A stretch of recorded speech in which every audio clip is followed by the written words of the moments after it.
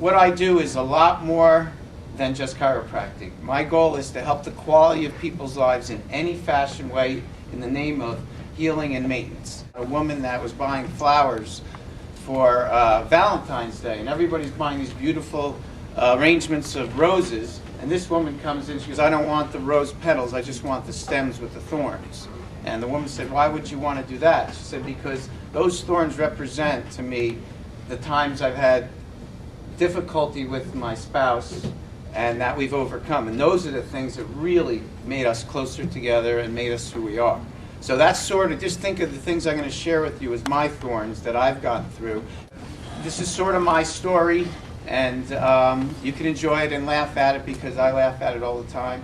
But it's funny that, you know, when we got to where we are now, it's the things that we got over, not the successes that we remember that made us who we are.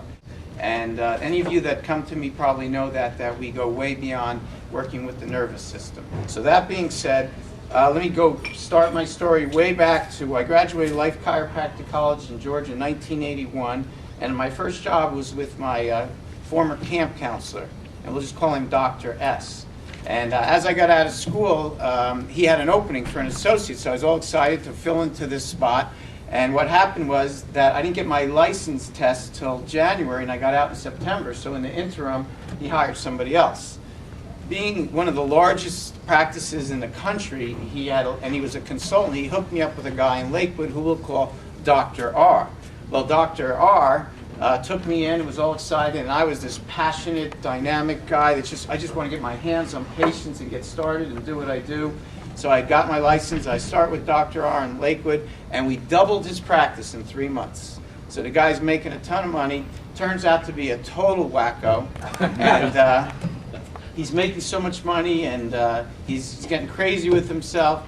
His wife is pregnant with her second daughter, and he wanted a boy. He put a gun up to his wife's head, came in that afternoon and fired me. And after I thought things were doing pretty well. So I said road trip. I went back to Georgia only to find out when I got there that my fiance was engaged to another guy. So life was a little rough. I came back, and that's where I began to believe, and that's the key message in this, is to believe that I was meant to do what I do. But my phone started to ring off the hook. It was all my patients from Lakewood. I was living in a small one-bedroom studio apartment in Pine Beach behind the Hess station. And now that I didn't have a fiance, I started dating. And my patients started calling. I said, well, come over, I'll adjust you. Next thing you know, within 2 weeks, I was seeing 50 to 75 people a week on this side back road. And the men really enjoyed it because they'd come in, sit on the couch, and I'd have a girlfriend from the night before walk out while I'm adjusting, and all I lived with was my golden retriever, and he'd lick everybody's face underneath the table, and then at some point, this girl would walk out in clad lingerie, and all the men wanted to come first thing in the morning. I didn't understand why. So at that point, though, I was still a little bit, didn't know what I was going to do. I was kind of lost. And so I said, you know what? I'm going to stay here. I'm going to stay here, and you know, I'm so flattered and humbled, and I love my patients, and I love what I do. So I went for a loan, and I don't mind mentioning these two guys' names, but a guy named Mr. Sutton from a bank, First Tom's River. I sat in front of him.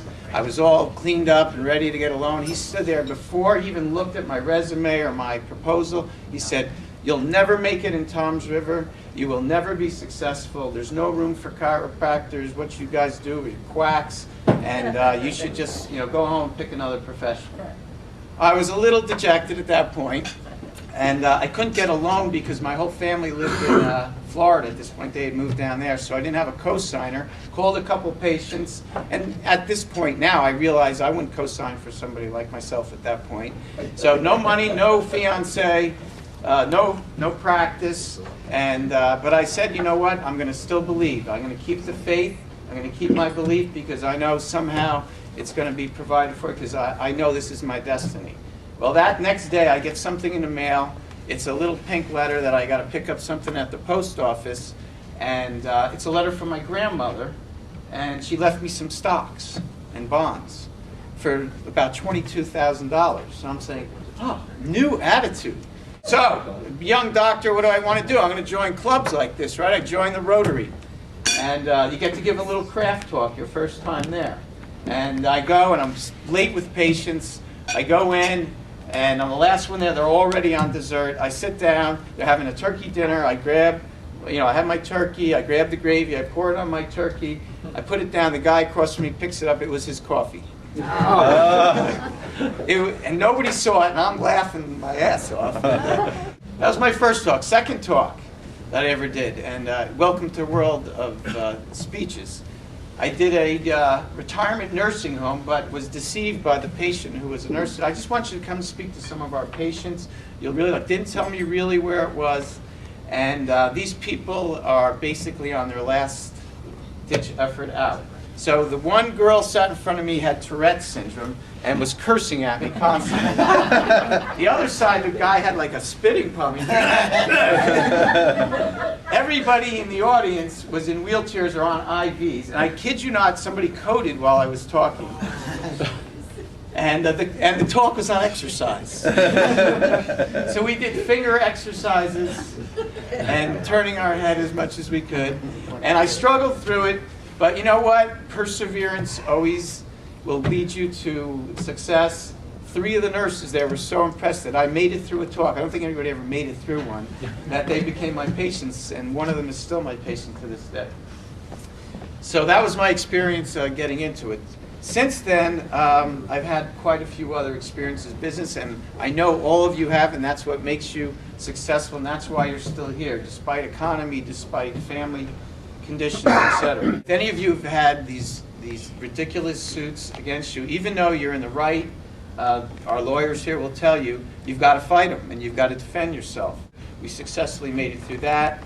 And this past year was very exciting for me because Blue Cross Blue Shield and Medicare did not pay me for 9 months, which makes up about 75% of my income. And it was very scary. We still haven't corrected like a quarter of that. And with the economy the way it was, etc., it was a really fun year. Prior to that, though, we had some other fun things. Some of the personal challenges I've overcome. I had Lyme's disease. I had poison sumac to the point where I wore sunglasses. I got bit by a brown recluse spider, and I almost died from that.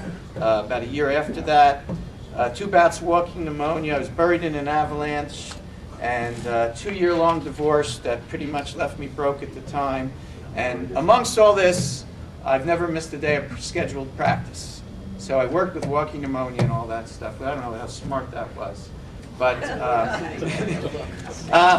the message is that I really believe, in what I do, and I have faith in that, things will always be okay. And the more you overcome these things, somebody said, if it doesn't kill you, it makes you stronger.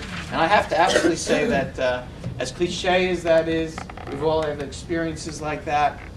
And once again, I know some of my experiences seem trivial to some of the things we deal with, and we deal with our family members and sickness and loss of loved ones, etc. So I can laugh at these now, and I can make fun of them. And that's something I just share with you, is that whenever you're having trouble, look at where you've come. And you know what? You wouldn't be where you are now, and you wouldn't be who you are now unless you overcame those personal obstacles. Because that's what makes you. That's what gives us our substance. That's what gives us integrity. And it also humbles us and makes us respect other people. And those are some of the things I learned from that. I was fortunate enough to do a workshop with Jack Canfield, the Chicken Soup for the Soul. Everybody familiar with him? And he told me this personal story that before Chicken Soup for the Soul was ever published, he had sent out his resume and the concept of Chicken Soup for the Soul to over 100 different publishers. He was ready to give up. The 100th one actually said, this is a great idea. That book is now the second most sold book, all his Chicken Soup for Souls, after the Bible in the world. So perseverance, not giving up, having that belief, having that faith is insurmountable. The reason I wanted to talk about this is because I want you to know that that mission and that purpose that I had from that first day when I got back, when that phone rang, to be committed to my patients, to get them well, is still with me today. And if you want to see a physician or somebody that's going to help you with their heart, soul, and head and hands, then I'm the guy for you.